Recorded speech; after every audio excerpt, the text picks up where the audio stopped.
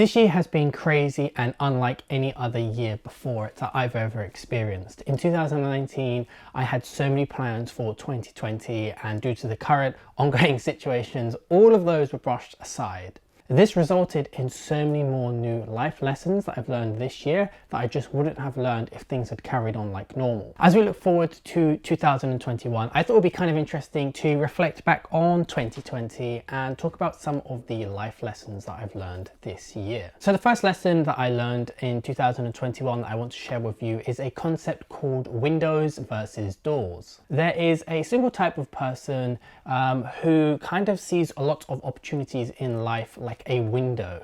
They want to see what's through on the opposite side and know what the direct outcome is going to be. The problem with life is that we don't always know what we're going to get with certainty with the different risks that we take, whether it be a new job or starting to blog and create a website or to start a new relationship. We never really know with 100% certainty what is on the opposite side.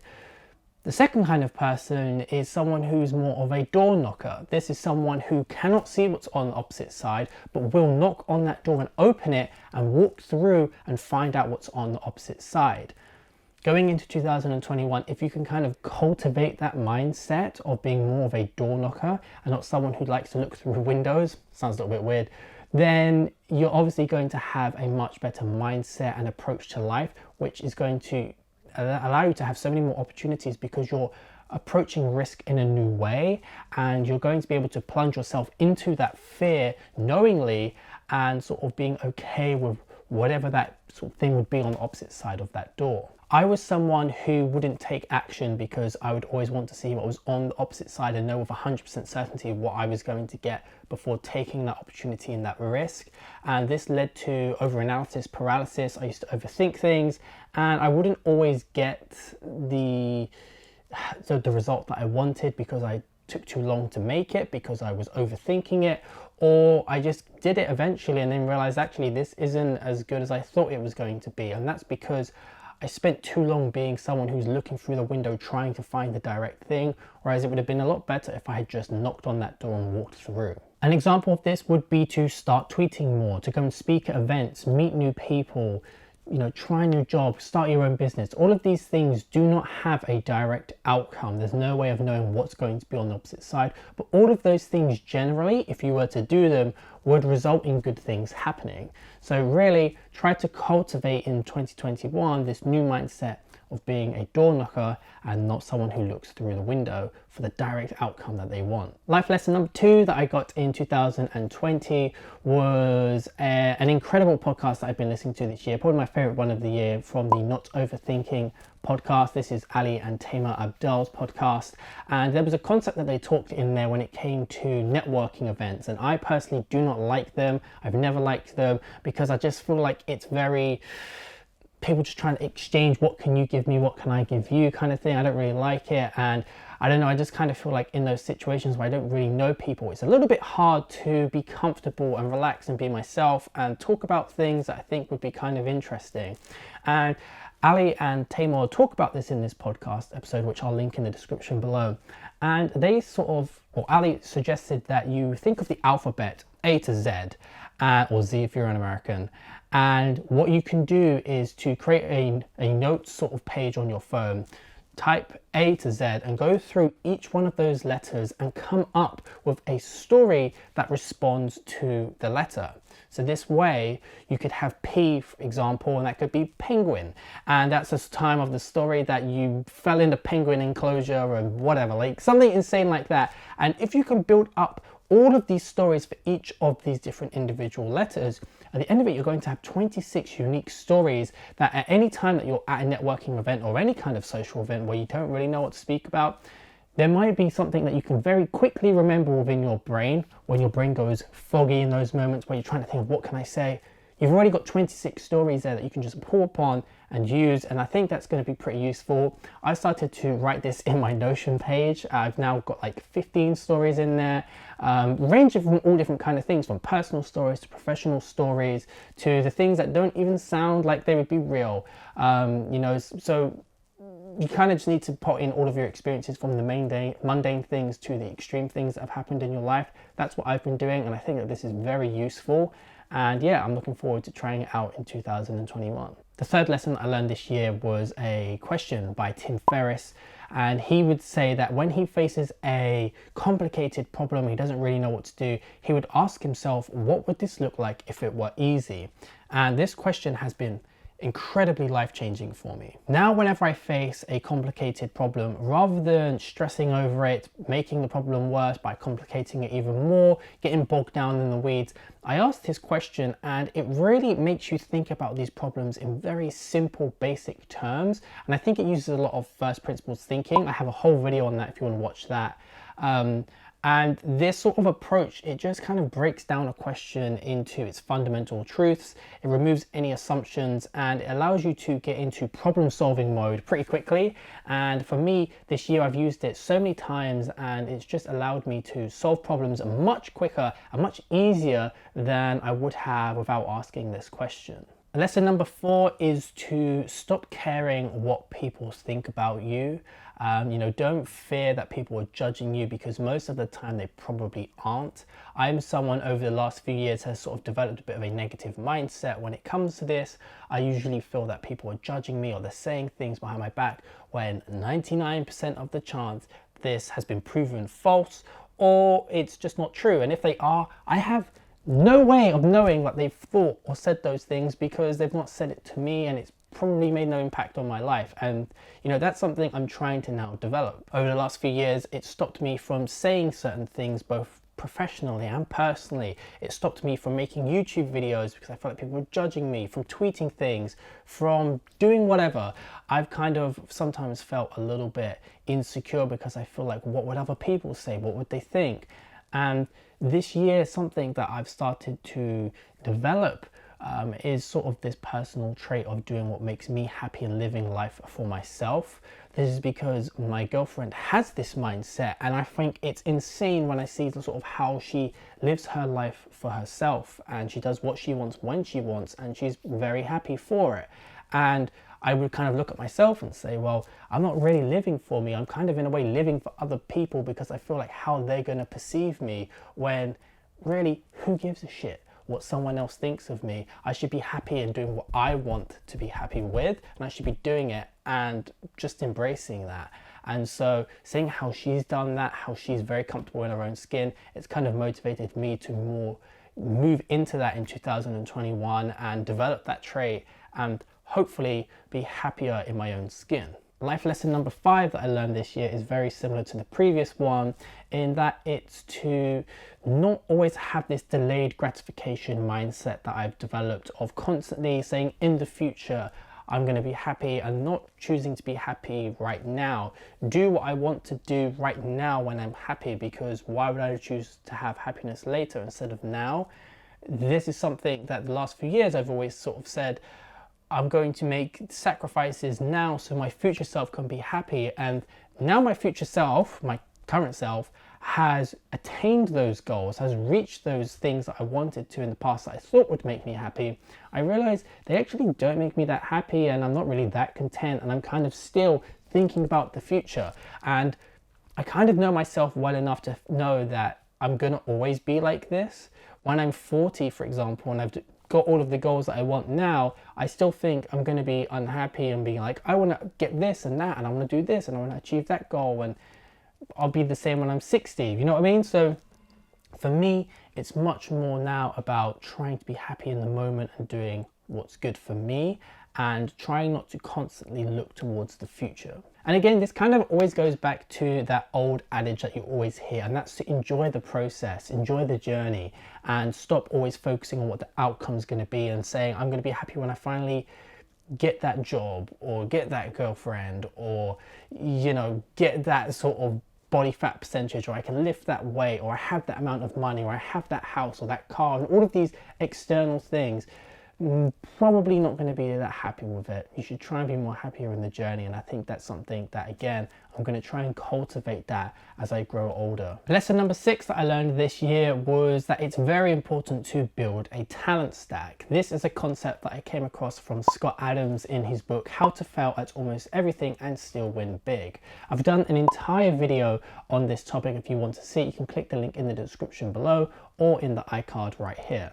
To have an amazing career and become the very best in your industry is quite difficult to do. A lot of people have put in the work, they've worked very hard, they have talent, they have money, they have luck, but sometimes they're not in the right place at the right time, and they never actually get to the point, the peak that they want to in their career.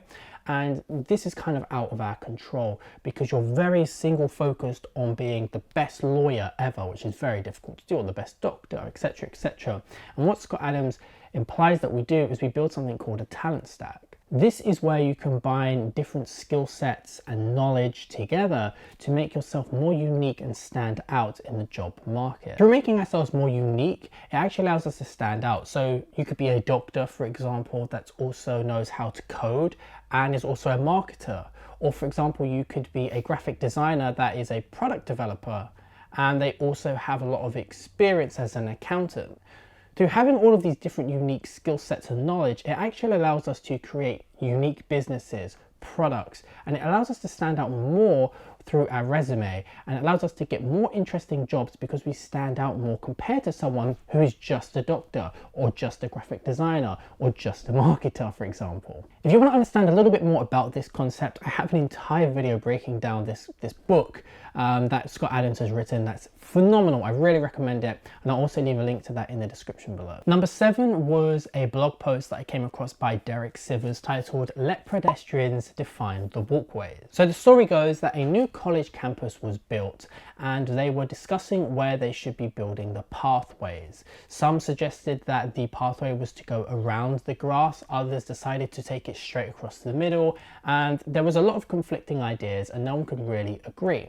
But one professor had the winning idea, which was to, for that semester, just allow the students to walk wherever they want with no path, and at the end of the year put a pathway where there has been marks and sort of the grass has been rubbed away, because that there shows where people are walking on the grass. Derek Sivers says that this is very similar to both our personal and professional lives when it comes to creating life plans or business plans. He says that as time goes on, we get smarter, both when it comes to learning more about ourselves or our customer. And he suggests that we try and make our decisions as late as we possibly can. This is because we're our dumbest at the beginning, but also our smartest at the end. So clearly making decisions as late as you possibly can is going to be your best options, because that's when you're going to have the most knowledge and know when to make the correct decision. The moral of this story, and something I learned from this, was essentially to not, again, plan everything out in advance.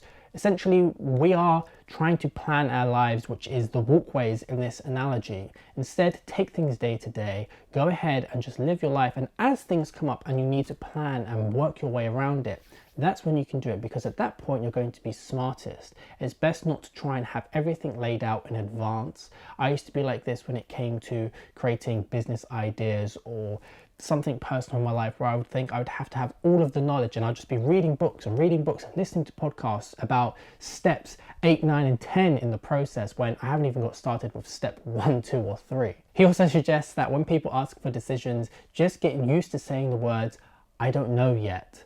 And from that point onwards, he says you can tell this exact story of the pathways, and he says it makes you look a little bit more wise. Life lesson number 8 this year, again, is kind of more of an insecurity that I've had, and I'm starting to get a little bit better with it.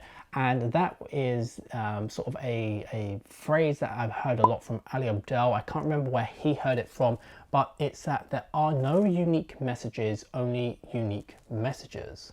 This is something that kind of pulled the weight off my shoulders, because I wanted to create YouTube videos like this, but I didn't want to be seen as an expert or a guru or anything like this, because I have this fear of imposter syndrome. I know certain things that I want to share, but I don't want to be coming across in a way where I seem like I know everything, because I don't, and I'm very open about that. And I think those are kind of like the best YouTubers as well, the ones who are authentic and kind of just say, I know this, but I don't know a lot about this. Not someone who tries to become this God, this Messiah that knows everything.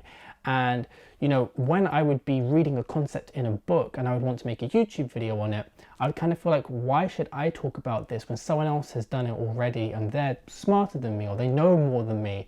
And I wouldn't make the YouTube video. And Ali said this concept to me when I saw him in Cambridge earlier this year, and it kind of revolutionized how I thought about things, because it's very true. There are certain people that I've heard the same advice from, but this person A, said it to me and it didn't resonate because that was them as a messenger, and their tone and how they said things to me didn't impact my heart. It didn't get through and click within my brain.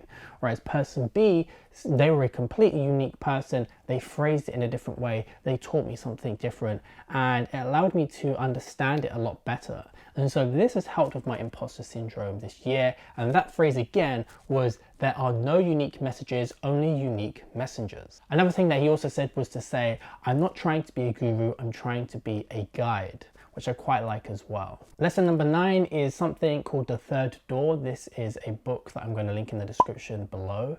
I've personally not read it, but I've read all of the summaries, and from hearing about it on the podcast interviews with the author, it kind of reinstated the beliefs that I've had since 2016, in that there is always another way into getting what you want. So the book essentially talks about how life is like a nightclub. You have the main entrance, which is where everyone waits outside in a very long line, hoping that they can get in that night. And he said that then there's also the back entrance, which is where the VIPs slip in and out, and because they've had more fame or time or money, they've been able to just buy their way in essentially. And for most people, and maybe for you if you're watching this, that's not the case. You're not the VIP who can just get into a company or whatever this kind of opportunity that you're wanting is. And so you decide to take yourself to the front and wait in line with a billion other people, and that's why, you know, the chances of you getting in are very slim. But there is this thing called the third door, and this is what the author describes in this book as being sort of the ability to jump out of that line and run down the side into the alleyway of that building and bang on all of these doors and try and climb in through the window and get into the kitchen and find your way into the nightclub. This is something that in 2016 I did very well, and I think it was because I was quite young and I just sort of didn't have the mindset of I can't do this. It was more of like a why not. So I would email people, I would try and get into these companies. And in 2016, you know, I spoke to Gary Vee. I went ahead and I worked for Adobe. They flew me around like the world to go and record all of these different things and work with them, just simply because I sent them an email and I used the third door rather than trying to go through the main entrance. And this is something that I feel like I've lost over the last couple of years. I've become more complacent into the more day-to-day standing in line approach. And I'm starting to think like this isn't right. Someone who's been doing this fantastically, and I recommend that you follow him on Twitter, because I've been watching him for the last few months and I'm constantly blown away by how he's doing things, because it reminds me of when I was younger and I was taking these same kind of opportunities because I was like starry-eyed young kid. I just thought, why not? And his name is Afan. Now Afan has sort of done some incredible things over the last few months. He's interviewed with some incredible people on his podcast, very big YouTubers that most people cannot get onto their podcast, no matter how much they try. But Afan does it in such a sweet, genuine and authentic way, and it's incredible, and it makes me kind of like happy to watch him do it because it inspires me, and it kind of reminds me of a little bit of what I've lost, because I still know about the third door, but I don't really put it into practice anymore. And seeing him do it is kind of reminding me that I should do this, and this isn't something that you kind of only have when you're young. It's something that's always around, and you should always be trying to utilize the third door when it comes to getting new opportunities, growing things like a YouTube channel, or getting a new job, for example, or meeting and speaking to new people. I did this in the summer with Ali Abdal. I managed to go to Cambridge and he took me out in his Tesla. I went to his apartment and watched him kind of speak on Tiago Forte's Building the Second Brain, and it was just such an inspiring day. And that only happened because I decided to send him an email and see if I could meet up with him in Cambridge. And most people, like 99% of people, won't be able to do that, yet I did, because I kind of used that third door approach. That's something that, again, going into 2021, I need to take sort of life and these opportunities by the hands and take action and do it in an unconventional way. Number 10 is that if you see the end before it's begun, still do it anyway. I'm someone who, when it comes to dating or getting into a relationship or a new job or having an opportunity appear, and I kind of feel like it probably might not work out in the best case scenario that I have in my head in the end, I would usually not bother and I would just not do it. I'm now starting to develop a new approach and to stop having this stupid Taylor Swift lyric in my head of kind of seeing things ending before they've begun in the long term, and now trying to again have that day-to-day take things in my stride approach and kind of seeing where things go. Trying to stop overthinking and going with the flow, I think, is actually going to be probably beneficial in the long term, because situations change. I may change my opinion on certain things that before would have been a hell no, no way. Whereas now I might be going, you know what, I'm kind of enjoying this process. This is fun. I'm actually liking what I'm doing. And I would never have had the chance to be there and think those things had I just said no at the very beginning. So right now, I think it's all about going with the flow and to not overthink things. Obviously, saying I can see the end before it's even begun and putting an end to it is probably not a good thing, because humans are very bad at predicting the future. And, you know, yes, I may be able to see the end and know this is not going to work out, but actually, I don't know. And so I shouldn't be taking these preemptive measures by stopping things at the beginning, because I think I can predict the future and know what things are going to happen. And instead, just take the opportunity with two hands and stop denying myself opportunities and the future. Number 11 is to stop caring about things that are happening around the world that have no impact on you or you can make an impact on.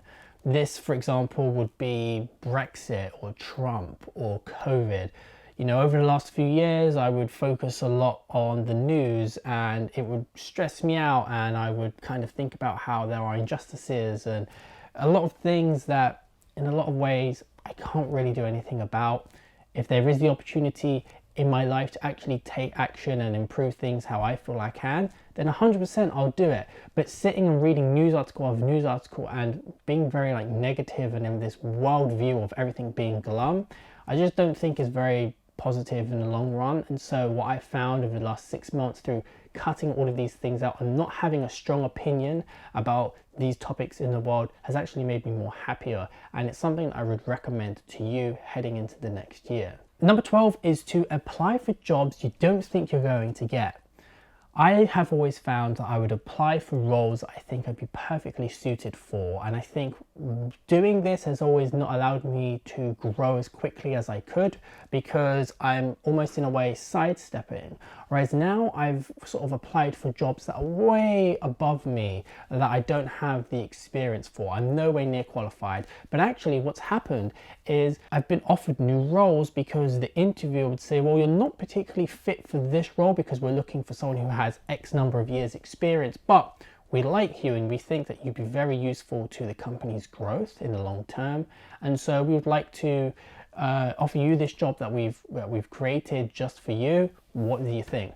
This has happened to me, and it's actually something that I think is very beneficial and is now like a life lesson that I've learned. And for any future jobs that I apply for, I'm never going to apply for one I think I can get. I think I'm always going to go one step or two steps above my current position in a hierarchy, because it's actually going to allow you to get into companies that you normally wouldn't be able to get into. I also like to think of it in this mindset of, at best, they say yes and you get the job, which will be amazing, or they offer you another job that they think you'd be suited for, which is also incredible.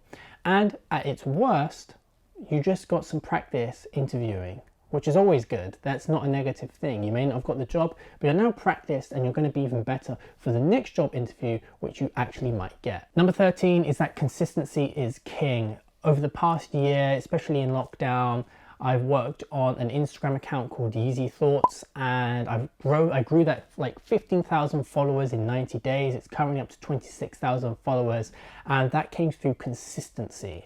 I would post every single day to that account, and it caused such a growth spike due to it. And the same with this YouTube channel. I've been plateauing on this YouTube channel, not getting anywhere. But over the past month and a half, I think, something like that, I've started to post every single week, sometimes twice in a week. And the numbers are going up, the watch time's up, the views are up, the subscribers are up. It's now allowed me to enable monetization because I was able to reach the benchmarks that YouTube wanted. Even in my personal life, when it came to getting fit, I would actually go running and weightlifting, sometimes even 7 days a week. And that allowed me to burn fat and build muscle. And that only happened through consistency. In the past, I was someone who would have sporadic bursts of energy, and I would work out once or twice a week, and then I wouldn't do anything for a month, and then I'd try again. And this doesn't get you anywhere. Just a little bit every single day absolutely compounds over time, and you end up in such a better position. This nicely leads into number 14, which is systems over goals. Now, this is a concept, once again, that I came across in Scott Adams' book. He always suggests that when it comes to goals, don't say something like, I want to get in shape, or I want to get fit, because it's not very well defined enough. Instead, you're going to want to have a system. A lot of people, they say, my goal is to go ahead and go to the gym 5 times a week. That is obviously something that's probably not going to happen because life gets in the way and you're going to feel terrible about yourself. Instead, he says, with a system, you can develop one such as, even if I want to go to the gym or I don't want to go to the gym, I'm still going to go to the gym. I'm going to do that much. I'm going to put my gym clothes on, put my gym shoes on. I'm going to drive to the gym and I'm going to walk in. And if I walk in and I'm still not feeling like working out, I'm 100% allowed to turn around guilt-free and leave and not work out, because I did the hard part. The hard part was the system. And the system was just get dressed in your gym stuff and get to the gym. And that's all that you need to do. Not work out, just that part. And he said what you'll usually find is that through this system, you'll find that you're in your gym clothes, you're in the gym, and even though you don't want to do it, your brain will kind of say, well, what's 5 or 10 minutes on a treadmill or lifting this weight over here? And you'll do that, and then, oh, you know what, I might actually go and do that other exercise and maybe that bit. And eventually you'll find that you're just working out. He says that this is a much more efficient system of just turning up every single day and trying it that way, rather than saying, I'm going to go to the gym 5 times a week and I'm going to become hench and have 6-pack abs, because that's probably not going to happen. This is the power of having a system that helps with consistency. So number 15 is to always question your excuses and actually ask, are they legit, or are they kind of something that you're using to tell yourself a narrative so you don't have to do something? Earlier this year, when I was with Ali Abzal in a coffee shop, we were talking about my Instagram. We were talking about this YouTube channel, his YouTube channel.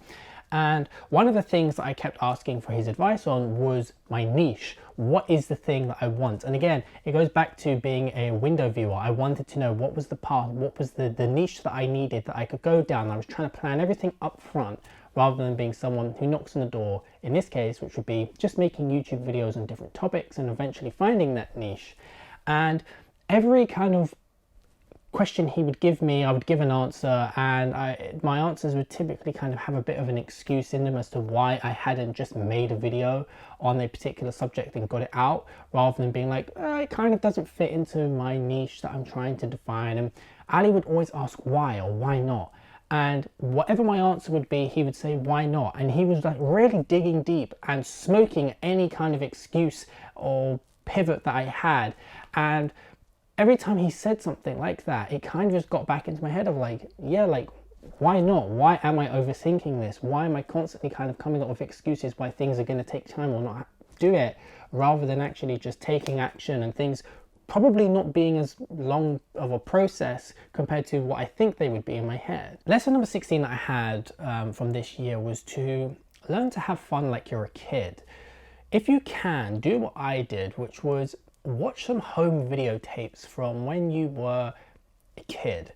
In the summer of this year, my parents found some old tapes and we sat down and we watched them, and it was just a joy to watch myself as like a 5-year-old, a 6-year-old, just interacting with my sister on Christmas Day or on her birthday, or just doing any of the hobbies, and me just being around the house and being with family. And I could kind of see how happy I was, how much I'd have fun, how I didn't care about the rest of the world. I was just doing, again, what made me happy in the moment and living day to day. And I was just such like a bundle of joy. I was so happy. And, you know, as a kid, everyone loved me within like my family and my extended family and random strangers because I was just such a happy person.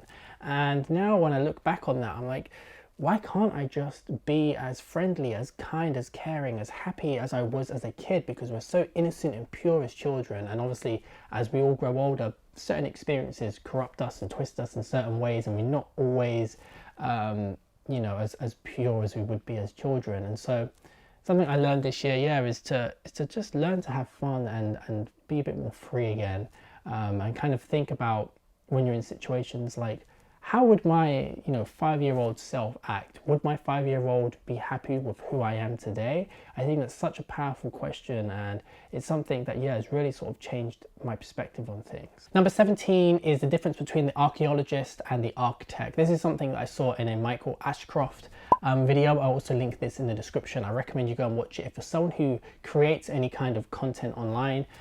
For me, as I discussed a moment ago, I struggled a lot with my niche. And in this particular video, Michael talks about his niche, and he was saying how a lot of the times people try and become architects. We try and plan everything out and say, this is where the bathroom is going to go, and this is where that room is going to go, and we're going to have this large of a garage or whatever. And he's saying that's how a lot of us approach things when it comes to creating a Twitter account, what we're going to tweet about, a blog post for our website or YouTube videos, etc., etc. We try and have this niche from day one. And he said that we shouldn't really try and be this architect. We should try and be more like an archaeologist, which is someone who knows that there's something underground. We can just see the top of it, but we don't really know what it is that we're looking at. You kind of have to chip away and brush away, and, you know, eventually you'll reveal what this thing is that you've discovered. And he said that way of finding your niche is so much more manageable and takes that stress and weight off your shoulders because it's such a unique approach to things. For me, when I heard this, it kind of made me feel really happy because for the last few years, I've really struggled and stressed on what would my niche be, what is the perfect thing that I need to do, because I like tech, but I like self-development and I like lifestyle stuff and productivity, and I'd always try and define this YouTube channel, and it stopped me making videos for like 2-3 years. Whereas now, as you can see, if you're subscribed to this YouTube channel, I make videos on all of those topics and a few other things, because right now I'm making the videos that I like and want to do. That's me being an archaeologist. I'm creating, I'm seeing what gets the views, I'm seeing what I enjoy making, rather than deciding up front like an archaeologist what it is that I'm going to build and branding and defining everything in this certain way, when I might find actually this house that I want to build is pretty crap, I don't like it. Whereas if I was more of an archaeologist, I can dig around and I can eventually discover what this thing is. Number 18 of this life lessons that I've learned this year, I came across this really interesting quote that I want to read out to you. If there is a 1% chance you'll get something right and you're willing to do it more than 100 times, you start to approach the probability that eventually you'll get it right. This is kind of like an interesting math and philosophical question where obviously if there's a 1% chance it's going to happen and you're going to do it at least 100 times, if there's a 1% chance, at one point you're going to get it correct. And that's kind of how I'm viewing, again, growing this YouTube channel. If there's one video that goes viral and, you know, is the one piece of content that changes my life because it makes this YouTube channel blow up, then I'm very happy to make 100 videos that get very small amounts of views if there's that one that changes everything. And this quote doesn't just apply to YouTube videos, it applies to so many different things in life. And again, it backs up sort of that theory that consistency is king. Number 19, I think this is one that we've all learned this year. You never know when things are going to change, whether that be because of COVID. Obviously, no one really saw that coming. Not to blow my own trumpet or anything, but I did see this happening in January of 2020 and was sort of telling people I knew, cancel the flights, like stop everything. Obviously, no one's going to listen to little old me, but I was seeing all of this stuff happen via Twitter and it didn't happen. And obviously I was kind of thinking this is going to happen, like there's going to be lockdown, this is the next year. And even up until the week where I currently work, we were told to work from home, people were laughing in my face and calling me an idiot and saying this is not going to happen. And obviously they were in for such a shock because everything changed overnight for them. And it still changed for me, even though I knew that this kind of thing was going to be happening. But really, in a lot of ways, you never know when life's going to change. For me, for example, a few days ago was Christmas. My dog has sort of like broken his spine on Christmas Day, and we had to drive to Cambridge to go and see an emergency vet, and it's cost £7,000 to have an operation. Otherwise my dog would have to have been put down, and obviously that's not something that me or any of my family want. But that's just something like that. It can change even on a day like Christmas Day. And I think, again, it's just a lesson to be grateful for the moments that you have with the people that you have, and to appreciate it on a day-to-day basis. And just a side note, everything that I've talked about so far, all of these life lessons, I just find I keep saying that same phrase of take every day as it comes and be happy, and you never know when things are going to change. And I think, you know, so far you just need to be happy in the day-to-day and be present and stop worrying about the future. I feel like that's not something I was intending to get across in this video, but through going through all of these lessons, I think that's important, because that's clearly a trend that's showing up a lot, is to just be happy in the day that you're in, because you never know when it could be taken away. Number 20 is to not take everything people say at face value. I'm someone who takes things very literally, black and white. If I ask a question and someone gives me an answer, I will usually just take it and remember that piece of information, that they said no, for example, or that they like something or they don't like something, and that will then define every future decision. When obviously now I know, I'm not going to give the specific example, but I know that those things were not true in the moment. Even though they said these particular things, it's not actually true, and that's why you shouldn't always take things for their face value. Sometimes people hold back telling the truth, or they lie. Hopefully you enjoyed this video. I really enjoyed making it. There was a lot of really interesting lessons this year, and I'm going to be taking all of these into 2021, and I'm sure I will be coming back to this video again and again just to recap and remind myself about these lessons. I recommend that you take some of these nuggets of wisdom, whatever you want to call it, that I've somehow come across this year, and implement them into your own lives. I'd be very interested to hear what one resonated with you most. Please leave a comment below, and I'll also be very interested to hear what's a particular life lesson that you've learned this year. Please share it in the comments below. If we all do it, we're all going to have so many different interesting and unique takes, and we can all learn something if we go through and read these comments. Thanks for watching this video. I really appreciate it if you give the video a like or subscribe. If you want to see any of my other videos, you can click the link right here, wherever it appears, probably here. And I guess I'll see you all in my next video. Have a great day.